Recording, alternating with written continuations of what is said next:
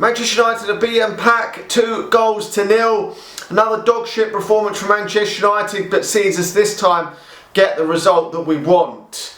Now, Ruud van Nistelrooy's made some changes to this starting lineup at the back. He's brought Evans and Lindelof in at the back, a bit of rotation there, and brought Ahmad in the forward line.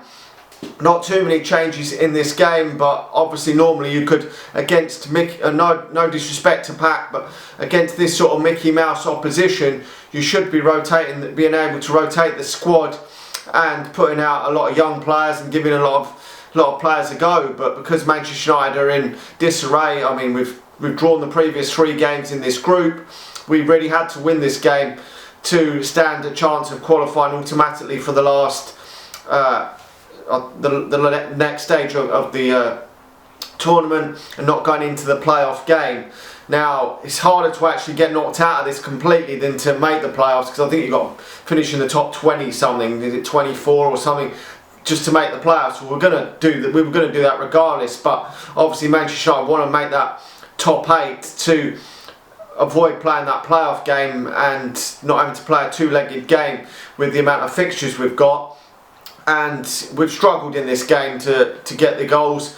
Under Erik ten Hag, I think Manchester United would not have won that game. I really don't think. I mean, Ahmad probably wouldn't have come off the bench till late on, so he wouldn't have got the goals, and we would have probably let a sloppy goal in. So, although the performance has been no better, the result has been better than the previous games. I mean, we haven't won a game in Europe for about a year now, or is it over a year? I'm not too sure. And that's just a joke. The amount of teams we've played that have been absolutely beatable, the likes of 20 and all these shit teams that we've played, no disrespect to them, but I mean, you're even looking at that bench, the amount of dosh that Erik ten Hag spunked up the wall. I mean, it's just an absolute fucking joke. You're looking at Anthony, Xerxes, Mount, all these geezers on the bench that cost big money. And I mean, Jesus, and then you've got all these big money signings on the pitch. I mean, Højlund, okay, people are going to say not enough service again, but how many times can we use that excuse for Højlund, Rasmus Højlund? He's got to do more himself, he really does. I mean, he was a 70-80 million pound signing. You've got to do a bit more than just rely on other players to help you score your goals. You've got to do some more. And to me, he hasn't done enough since he's been at Manchester United to really warrant to be the Manchester United striker. But neither has Xerxes so far. I mean, to me, he's been pretty bad. He's had the odd good game, but been pretty bad. Only scored 1 goal himself. So that is a massive conundrum for the next manager. It really is. Garnacho again, flat to deceive for most of this game, which is another problem. He's been pretty poor, to be honest.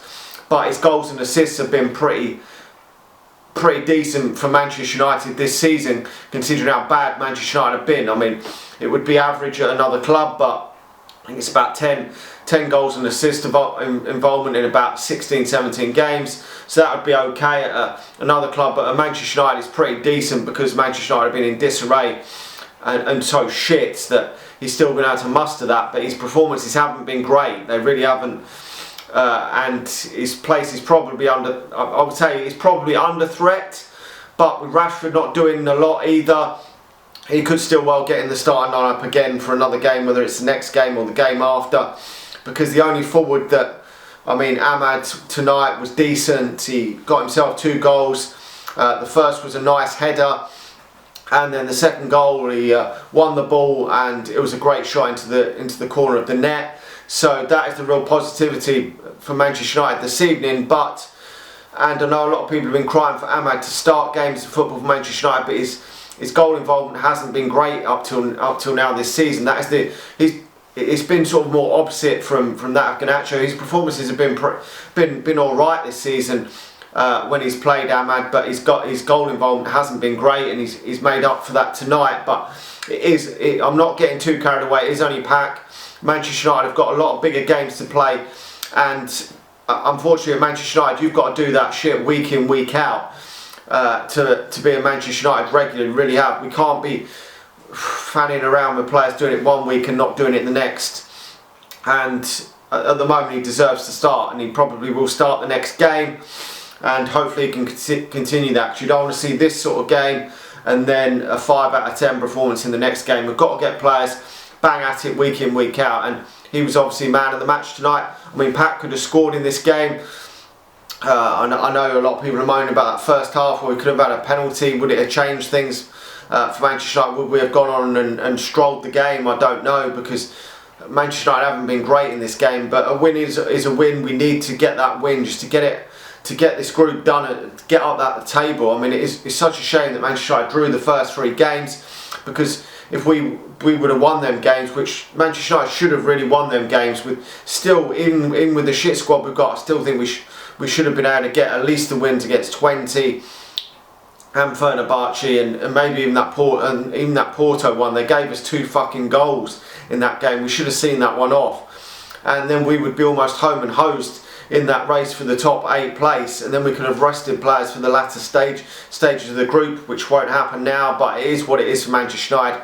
I think if Ruben Amorim was watching that this evening, he will realise just what a job he has got on his hands to turn this around. Anyway, let me know your thoughts in the comment section below. Smash a like on the video, subscribe to the channel if you're new, and if you're watching on Facebook, please do hit the share button, and I'll talk to you all again soon.